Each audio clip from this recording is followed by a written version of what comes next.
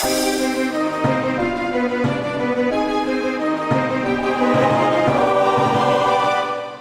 everybody, it's vanburman here, welcome back to another video, and today we're going to be taking a look at the Kolink, I think that's how you pronounce it, Citadel Mesh Micro ATX case. So I've decided to get this for the test bench, effectively. So I do have a much bigger, heavier case that I've been using before. I think it's the Cooler Master Case 5T, I believe. Very big, very heavy, doesn't really go where I want it to go. And I do have a Micro ATX motherboard as well, which I think probably one of the best size, really, given that SLI is now unfortunately finished.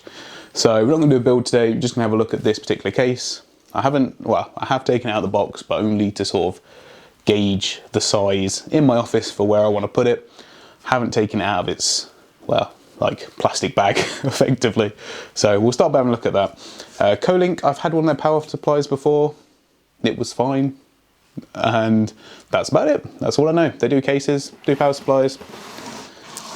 Presumably if we still sold power supplies with cases, they would still do that, but in any case, let's see if I can get this out successfully.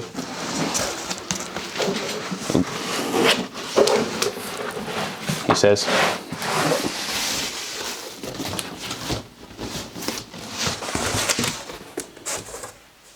You know what, that wasn't too bad. Okay. So it comes like fairly well packaged, I guess. I also haven't said, have I? So this case goes for just under £40 in the UK, so like very budget. If you want something cheaper, well, you can, but you are really struggling. And to get anything any halfway decent is very difficult.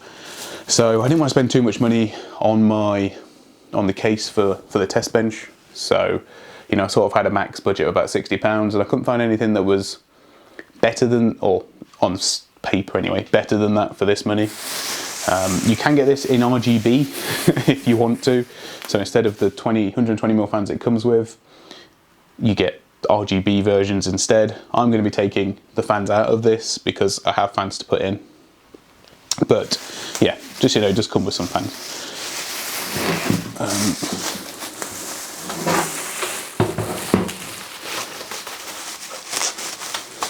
Don't know what I've done with this. Come on. There we go. Oh.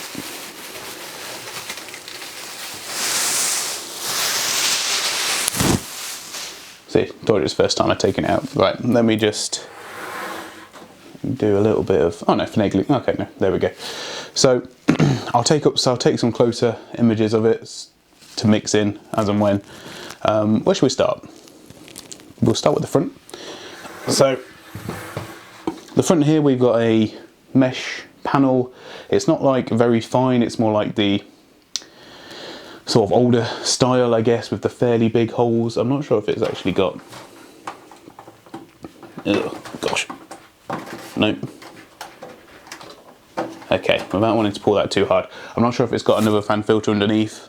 I'll have to check that and have a look at that going forward. So front I/O, we've got two USB 3s, lovely USB header, can't wait to put that in. USB 3 header, sorry. A 2 headphone, microphone, power, reset, and an LED button. Okay, well, presumably that's more, that's definitely going to be more for the RGB version. The RGB version is quite a lot more, but depends how much those LED fans are worth to you. On top, we've got a magnetic dust filter, which is sort of like smallish. The problem is you are still going to get your sort of very micro dust particles getting through. I plan on having the top as exhaust anyway, so that shouldn't be too much of an issue at all, but just worth bearing in mind. But it's quite nice that comes off quite easily. That's quite easy to clean out. This front one, like I said, I don't want to put too much force on it at the minute, so I'll maybe have a look at that next time. We've got a normal black side panel for the rear, which is very nice, better than double glass. So I wanted something that was a bit light, or much lighter than my other case, and this is a third the weight. So this comes in at about 5 kilograms, I believe, maybe just under. So not heavy at all in the slightest. We've got space for a full-size ATX. Unfortunately, no removable shroud for that. And we do also have the option to vertically mount a GPU as well. And there is a decent amount of space between where the GPU goes in and the glass, which is nice. Nice to see that. And space for four slots on there for your graphics cards, Wi-Fi cards, whatever. So yeah, very like a good size. Probably about the smallest you could realistically want to get, having a full size ATX power supply in there. We've then got a nice glass side panel, which has got a little pull tab, which I imagine is probably a little bit easier to open once you've got stuff in there. But it does swing out pretty far, as you can see. You can almost, I mean, don't get me wrong, probably cover up your I/O there, but it does give you full access to it without having to take the door off, which is really nice. I think it just comes off on these hinges, which I won't be taking out, but I'm sure you can. And I'm trying to see what else we've got in here. So yeah, we've just got the screws, another cover. We've got a nice cutout there so you can show off your power supply if you want to. And there's actually quite a lot of room here, like in this gap in between the glass. So for something like me having the little 5-inch LCD screen, probably putting a 7-inch in there, and that would be quite cool. Probably be able to mount that fairly easily as well. So there's a good amount of extra customization options, which is pretty nice. As far as I'm aware, this case I'm hoping anyway, this case also takes 140mm fans. So I think you can put a 140mm in the, doesn't look like there's enough space for 140mm in the back, but apparently you can put a 140mm in the back, 2 140mm in the front, and 2 in top as well.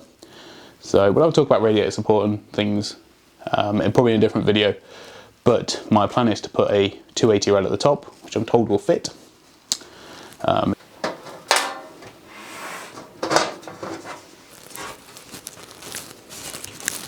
It is metal.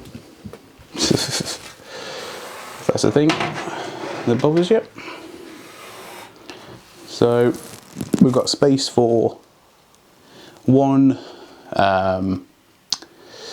hard drive in the bottom there, and probably I think mount on top for perhaps an SSD or another one, I'm not sure.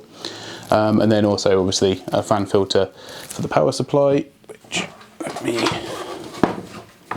spin that round. So, oh no, you can put SSDs on this back panel here, but this is one of those horrible, cheap, nasty ones, as you may expect, I guess, for something of this price range. So overall, I'm actually quite looking forward to doing a bit of a build in this, to be honest. I like the fact that it is a lot more compact than most towers. Hopefully fits in the M8X motherboard quite well. We've got the side panel, which is nice, the PSU shroud. They've taken a lot of really good stuff and tried to implement it, so I'm hoping that everything will fit in here that I want to. It's one of those things you just got to try out really, but it's definitely like a good size. On the pictures it makes it look a lot more cubey, but it is definitely more towery than cubey, if that makes sense. And I quite like the fact that you've got enough room to be able to vertically mount a graphics card. It doesn't come with any of the vertical mount accessories. I think you have to buy them separately. I do have a spare one, so I'm hoping I'll be able to fit that in the case. I think it does have mounting holes, so potentially, unless I'm going to have to modify it, which will be good fun, I'm sure. And yeah, you have to wait to see a bit of a build in this coming up at some point. It's not on my to-do list. But yes, any questions you've got for the Kolink Citadel mesh, do let me know. And I think you can currently get this on eBuyer for £37.